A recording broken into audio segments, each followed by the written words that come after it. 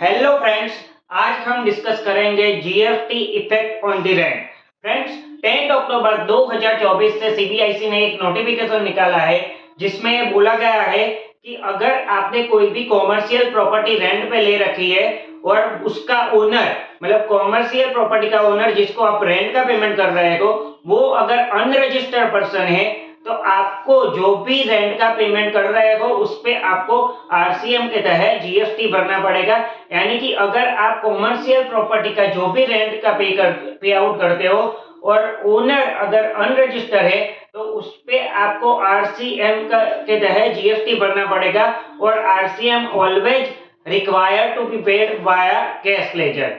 Next thing is, अगर मैं residential property rent पे ले रखी है और उसका ओनर अनरजिस्टर्ड पर्सन है तो उसकी इफेक्ट क्या होगी। फ्रेंड्स, अगर रेसिडेंशियल प्रॉपर्टी का यूज रेसिडेंशियल पर्पज के लिए ही हो रहा है और मैंने अपने पर्सनल नाम के ऊपर ही ले रखी है, बिजनेस नेम के ऊपर नहीं ले रखी है, मतलब रेसिडेंशियल ड्वेलिंग के लिए यूज हो रहा है तो उसमें जीएसटी नहीं आएगा। लेकिन अगर रेसिडेंशियल प्रॉपर्टी का यूज कॉमर्शियल पर्पज या बिजनेस पर्पज के लिए हो रहा है तो उस पे जीएसटी लगेगा। फ्रेंड्स, रेसिडेंशियल प्रॉपर्टी का नोटिफिकेशन ऑलरेडी 2022 में आ चुका है। उसमें भी ऐसा है कि अगर आपका ओनर अनरजिस्टर है तो आपको आरसीएम के तहत जीएसटी भरना पड़ेगा। आइए उसे डिस्कस करते हैं एग्जांपल से। सो जीएसटी, आरसीएम और फॉरवर्ड चार्ज ऑन रेंट। सो सबसे पहले बात करते हैं कॉमर्शियल प्रॉपर्टी के। हम एग्जांपल से समझते हैं कि अगर एबीसी लिमिटेड जो कि रजिस्टर्ड पर्सन है वो रेंट का पेमेंट करता है मिस्टर ए रजिस्टर्ड पर्सन को, यानी कि एबीसी लिमिटेड क्या होगा, टेनेंट, और मिस्टर ए हो गया ओनर। यहाँ पे क्या होगा कि tenant and owner both are registered person और यहाँ पे कॉमर्शियल प्रॉपर्टी रेंट पे दे रखी है। यानी कि अगर ओनर रजिस्टर्ड पर्सन है तो ओनर ही टेनेंट को बिल इश्यू करेगा फॉर सप्लाई ऑफ सर्विसेज। यहाँ पे आरसीएम अप्लाई नहीं होगा, लेकिन मिस्टर ए एबीसी लिमिटेड से जीएसटी कलेक्ट करेगा और गवर्नमेंट को पे आउट करेगा। मतलब यहाँ पे फॉरवर्ड चार्ज पे जीएसटी लगेगा because owner is registered under GST.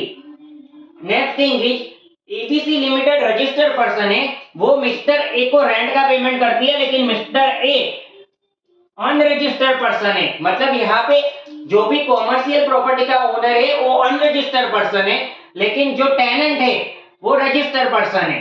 सो यहाँ पे एबीसी लिमिटेड को जो भी रेंट का पेमेंट हो रहा है उस पे आरसीएम के तहत जीएसटी भरना पड़ेगा और RCM always required to be paid by cash ledger only. ठीक है, तो यहाँ पे आपकी वर्किंग कैपिटल ब्लॉक होगी। नेक्स्ट थिंग इज, अगर दोनों अनरजिस्टर्ड पर्सन है, मतलब tenant as well as the owner, ABC limited tenant is unregistered person, mister A owner is unregistered person. ABC limited अगर मिस्टर ए को रेंट का payment करता है, दोनों अनरजिस्टर्ड पर्सन है, तो इस केस में जीएसटी अप्लाई नहीं होगा। Next thing is, ABC limited unregistered person है लेकिन मिस्टर ए रजिस्टर्ड पर्सन है। तो एबीसी लिमिटेड ने रेंट का पेमेंट किया, मिस्टर ए रजिस्टर्ड पर्सन है और ओनर है मिस्टर ए, तो यहाँ पे क्या करेगा, मिस्टर ए एबीसी लिमिटेड को रेंट का बिल देगा विथ जीएसटी। मतलब यहाँ पे जीएसटी का फॉरवर्ड चार्ज एप्लीकेबल होगा। सो इन शॉर्ट, कॉमर्शियल प्रॉपर्टी में आपको क्या याद रखना है कि दोनों अगर अनरजिस्टर्ड है, owner as well as the tenant, तो जीएसटी लागू नहीं होगा। अगर दोनों रजिस्टर्ड है तो जो ओनर होगा वो जीएसटी वाला बिल देगा और सामने जो टेनेंट होगा उसको उसकी आईटीसी मिल जाएगी। लेकिन अगर ओनर अनरजिस्टर्ड है और टेनेंट रजिस्टर है तो कॉमर्शियल प्रॉपर्टी के केस में टेनेंट को आरसीएम के तहत वाया कैश लेजर से जीएसटी का पेमेंट करना पड़ेगा। Next thing is, GST on rent for residential property. So यहाँ पे भी हम एग्जांपल से समझते हैं कि मिस्टर एक्स रजिस्टर्ड पर्सन है और मिस्टर वाई भी रजिस्टर्ड पर्सन है। मिस्टर एक्स वाई को रेंट का पेमेंट करता है, ठीक है, दोनों रजिस्टर्ड पर्सन है, एक बंदा दूसरे बंदे को रेंट का पेमेंट करना है, लेकिन रेसिडेंशियल प्रॉपर्टी है और रेसिडेंशियल पर्पज के लिए ही रेंट का पेमेंट हो रहा है, तो यहाँ पे जीएसटी नहीं लगेगा। Next thing is, owner as well as the tenant दोनों अनरजिस्टर्ड पर्सन है और प्रॉपर्टी का यूज भी रेसिडेंशियल पर्पज के लिए ही हो रहा है, और प्रॉपर्टी भी रेसिडेंशियल प्रॉपर्टी है, तो यहाँ पे भी जीएसटी नहीं लगेगा। Next thing is mister X register है, वो रेंट का पेमेंट करता है मिस्टर वाई को अनरजिस्टर्ड पर्सन, मतलब tenant is registered, owner is unregistered, और वह रेसिडेंशियल प्रॉपर्टी का यूज कॉमर्शियल पर्पज के लिए हो रहा है। ठीक है, मतलब owner is unregistered person, tenant is a registered person, और रेसिडेंशियल प्रॉपर्टी का यूज कॉमर्शियल पर्पज के लिए हो रहा है, तो यहाँ पे जीएसटी अप्लाई होगा और आरसीएम के तहत जो भी टेनेंट है उसको जीएसटी का पेमेंट करना पड़ेगा। अगर वही प्रॉपर्टी का यूज रेसिडेंशियल पर्पज के लिए हो रहा है तो जीएसटी अप्लाई नहीं होगा। Next thing is tenant is unregistered person, mister X is a tenant, unregistered person, वो रजिस्टर्ड पर्सन को रेंट का पेमेंट कर रहा है। ठीक है, तो रजिस्टर्ड पर्सन को अगर रेंट का पेमेंट कर रहा है लेकिन प्रॉपर्टी का यूज रेसिडेंशियल ही है और रेसिडेंशियल पर्पज के लिए ही प्रॉपर्टी ले रखी है तो जीएसटी अप्लाई नहीं होगा। लेकिन अगर कॉमर्शियल पर्पज के लिए रेसिडेंशियल प्रॉपर्टी ले रखी है और owner is a registered person, then GST forward charge will be applicable.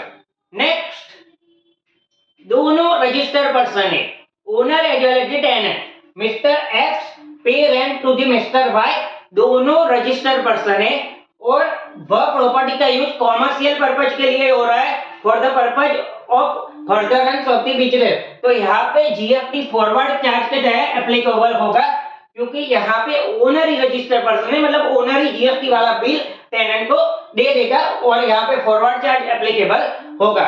Next thing is दोनों अनरजिस्टर्ड पर्सन है, tenant as well as the owner, तो यहाँ पे जीएसटी अप्लाई नहीं होगा whether it is used for a commercial और a business purpose. तो in short residential property में हमें क्या याद रखना है कि अगर हम प्रॉपर्टी का यूज रेसिडेंशियल पर्पज के लिए कर रहे हैं तो वहां पे तो जीएसटी अप्लाई नहीं होगा, लेकिन प्रॉपर्टी का यूज अगर कॉमर्शियल पर्पज के लिए कर रहे हैं इन द कोर्स और फर्दरेंस ऑफ द बिजनेस तो वहां पे जीएसटी अप्लाई होगा।